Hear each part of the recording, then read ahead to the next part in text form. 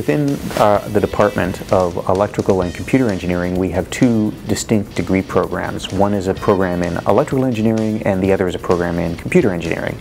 Your second year is very common with electrical engineering because they share a lot of the same basic concepts. In computer engineering, there are streams instead of options, which is wonderful because it allows you a fantastic amount of freedom to pick whatever courses you want to take. So if there are certain courses that interest you more than others, you are free to pick those. So starting off in second year, you start to take a whole bunch of new courses. You learn digital logic, which is the foundation for a lot of courses that come up in the future.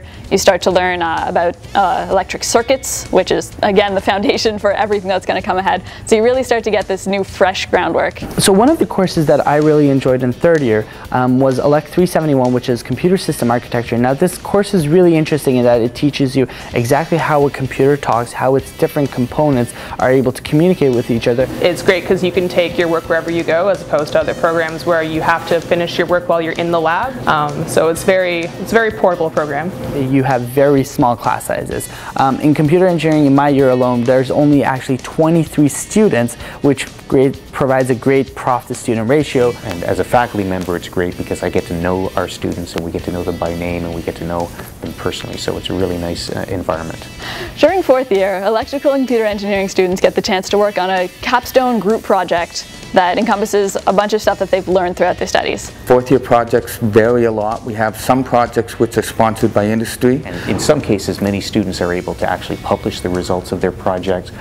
Some students have patented the results of their project, and in some cases, students have taken the basic idea of their project and extended it beyond into graduate school and taken a master's or a PhD degree based on those ideas. It's nice to know that I can come out, and because of the amount of requirement that the industry has on computer engineers, it's nice to know that I can go into many different fields, whether it be hardware related, software related, IT security related, or even IT management related. One of the real myths that exists about electrical and computer engineering is that people who graduate with ECE end up with Dilbert-style jobs where they're sitting in a cubicle farm and working at a computer all day, and really nothing could be farther from the truth.